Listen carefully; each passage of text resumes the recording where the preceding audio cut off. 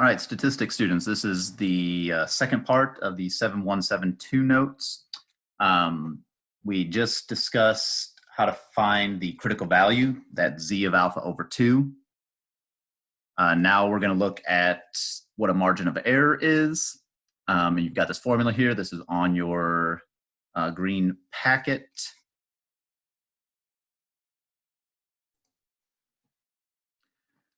So the margin of error, you've probably heard before in a study.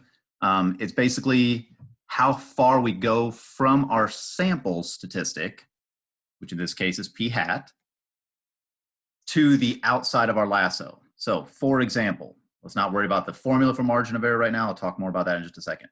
But let's say that I did a study, and in my study, let's say 70%, 0.7 was my sample proportion. That's what p hat equaled. Let's draw that below it. There's my p hat. Now that's just a point estimate. I need to then create my lasso from that. That's where the margin of error comes from. So let's say I do all this calculation of the margin of error. And again, we'll get to that in a little bit. And my margin of error is 0.03. Basically saying, hey, in our study, we found that 70% of respondents, blah, blah, blah. Our study had a margin of error of 3%, 0.03. So basically what I'm going to do is to create my lasso, I'm going to subtract my margin of error to get the low end of the lasso. I'm going to add my margin of error to get the high end of the lasso. So 0.7 minus 0.03 would give me 0.67. 0.7 plus 0.03 would give me 0.73. There's the ends of my lasso. So that's how we create that confidence interval, is we have our lasso starting from our sample proportion, and then we go out with the margin of error to get the ends of our lasso. Okay, so the formula, just a few notes, and we won't use it actually on this problem, but we'll be using it on the next problem. Notice that the formula has that z of alpha over 2. Oops, keep getting my pen out.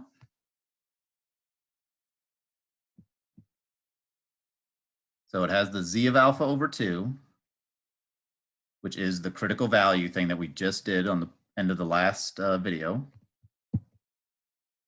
That's that critical value. And then it has a big old square root. It has a p hat, which again is our sample proportion, which we'll know from our study. Notice that there's something called q hat as well. These are multiplied. It kind of looks like a subtraction, but these are multiplied. Notice that q hat is 1 minus p hat. So basically this is saying if in my study I got that p hat was 0.7, basically q hat is just whatever's left to get me to 1. So q hat would be 0.3. It's just whatever's left to get to 1. And then we divide by n. N is just your sample size. Okay, now we won't be using that formula on this problem, but we'll be using it on the next one. The big, hey, let's make a confidence interval and all that fun stuff.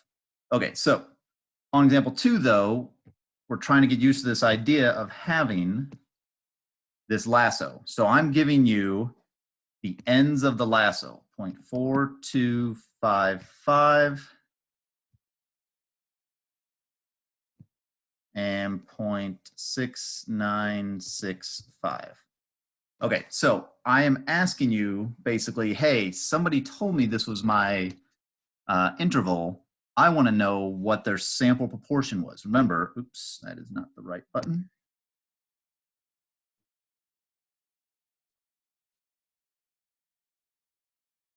There we go. Okay, we're back. So the sample proportion, remember, is right in the middle of the lasso. This is where p hat is. Well, how do I find the number in the middle of two numbers? I average them. So I would just take 0.4255 plus 0.6965. I'd get that result. I would divide that result by 2. And you should get p hat to be 0.561. Okay, so we got p hat. It also wants E, which is the margin of error. Now, yes, you have that formula on the PowerPoint, but we're not using that yet. To get the margin of error here, remember the margin of error is just however far it is from the middle of the lasso out to the end, either end. So there's 2 ways I can do this. Well, let's just go with the easiest way. If I want to know how far it is from 0.561 to 0.6965, I'll just subtract the 2 numbers. And that'll give me 0.1355. And that is my margin of error. Okay, so it says in the form p hat plus and minus E. So I'm just going to clean this up. My answer to this problem would be 0.561 plus or minus 0.1355. So what is this saying? This is saying that in whatever study this was, they conducted the study, and in the study, 56.1% of people believed in or agreed with or whatever. The study had a margin of error of 13 and some other stuff, I'm running out of room, %. Now, just on the surface of it, this is not a good study then. If you tell somebody my study had a margin of error of 13.5%, you didn't do a good job. So this is a poor study, clearly. But I just want you to see what's going on here with these numbers. Okay, so for the next problem, now we're going to actually put all these pieces together.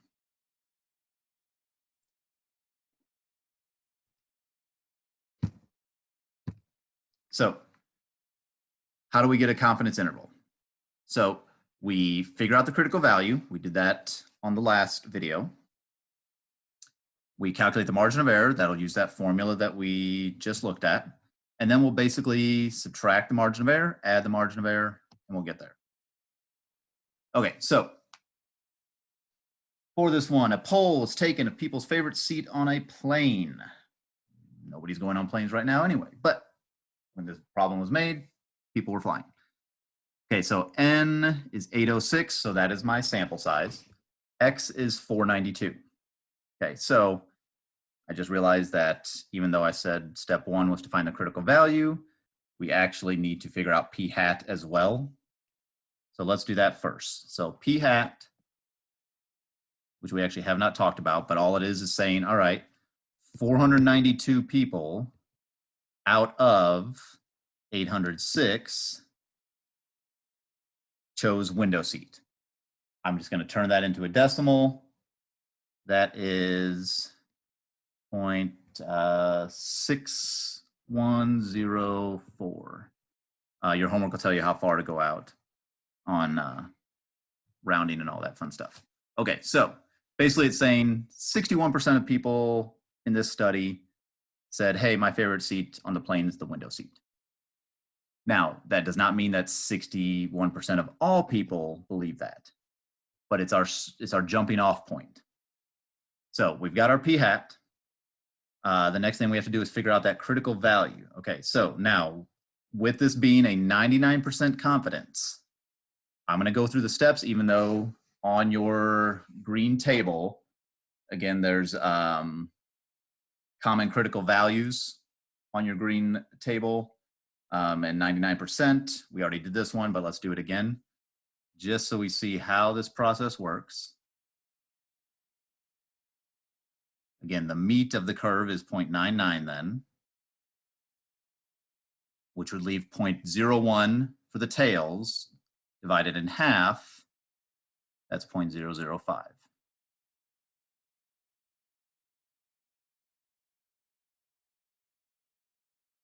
Remember, the critical value is this z-score here, where that's the area left, which again, that total area would be 0.995, which goes with a z-score of 2.575. And again, we already found this actually earlier in these notes. Okay, so right now I have two pieces of information that I'm going to carry along to the next slide. I've got my sample proportion, and I have my critical value. And I'm just calling it Z, but I should be writing Z alpha over 2. I just am running out of room. Okay, so we're going to carry that information over now.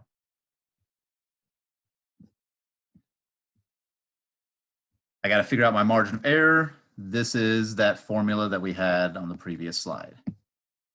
The margin of error is Z of alpha over 2, which I just found, which is 2.575.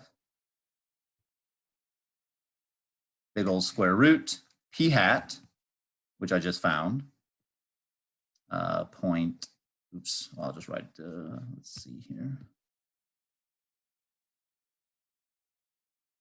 That's right, p hat, which is 0.6104 times q hat,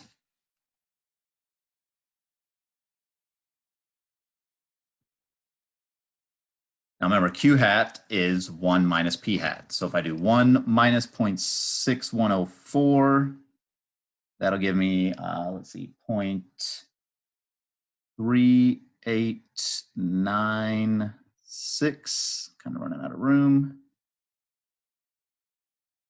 And then that's all divided by n, which was my sample size, which was 806. All right, so it's a big, ugly mess. You throw it into a calculator. You should get your margin of error. Again, obviously, I'm going to have to round this because it's a big, nasty number of 0.0442. Okay, so margin of error, boom, we got it. So now, how do I make my interval?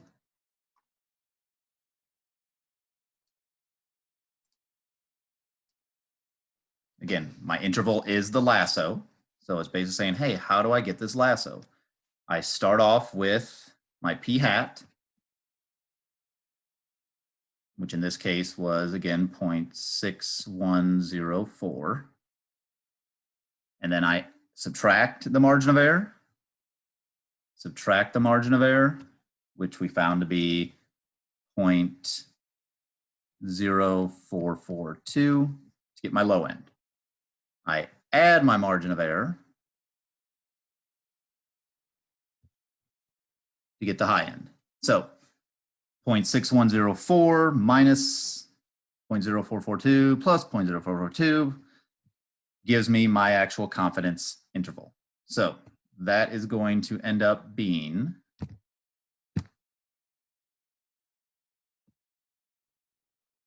0.6104 minus 0.0442. That's my low end. It's going to be, I'm just going to go to 3 decimals for the answer, about 0.566. And then I'll do 0.6104 plus 0.0442. Again, I'm going to round to 3 decimals. That'll give me 0.655. So those are basically the ends of my lasso. Now, to write it correctly, it's an inequality. So I put my less than signs, and in the middle, I put lowercase p, not p hat. And here's a critical thing here. I wouldn't mark you off for it, but I am trying to estimate the population parameter, which is p. I'm not trying to estimate p hat. I know p hat. P hat is 0.6104. There's no need to estimate it when I know it. What I'm trying to do is estimate where I think the actual answer lies. Oops. So this is my confidence interval. So I'm basically saying I am 99% confident that between 56.6% and 65.5% of people would claim window seat is their favorite. So basically my study had a margin of error of about 4.4%, which is still not great. We usually want margins of error to be around 3% or less. But again, that depends on how I want to build my lasso. Now,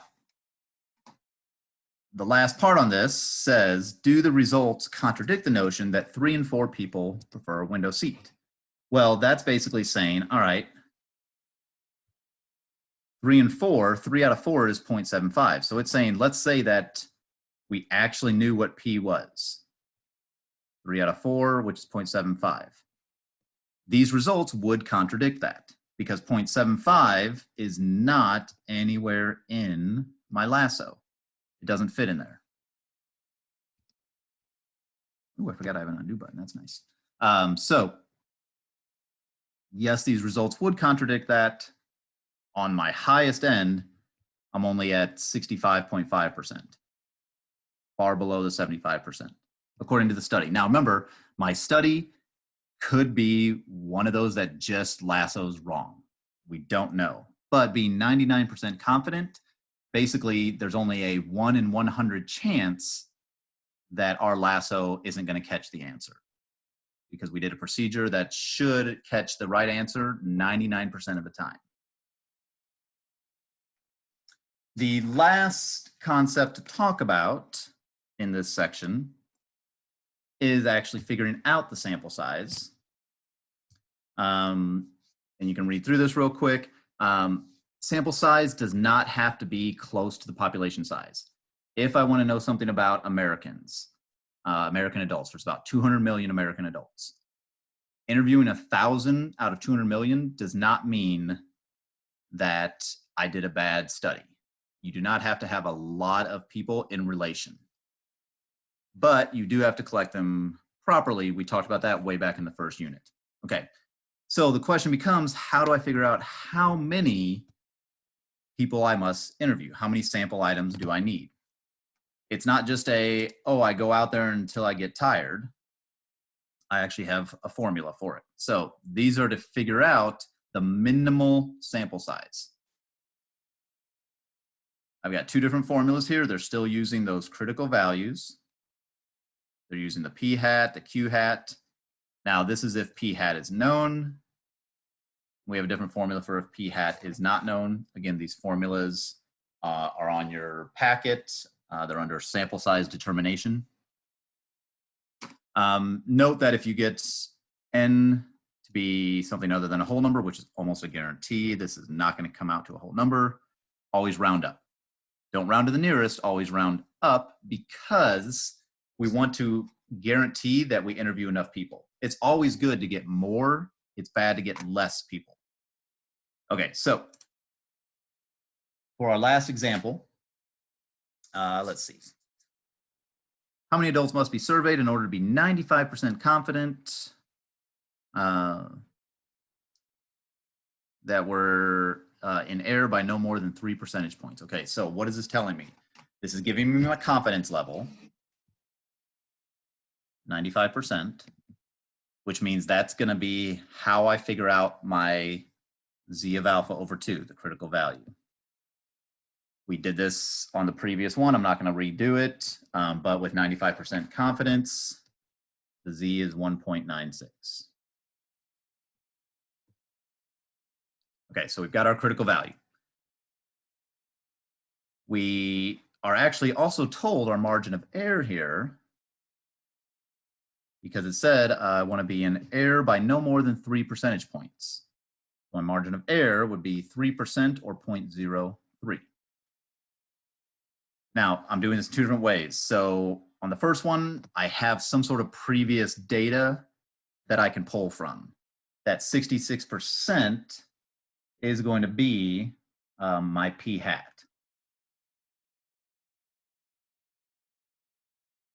So 66% would be 0.66, which remember Q hat is 1 minus P hat, and that would be 0.34. Basically what's left over to get to 1. All right, so that's all the info I need to do part A. So the formula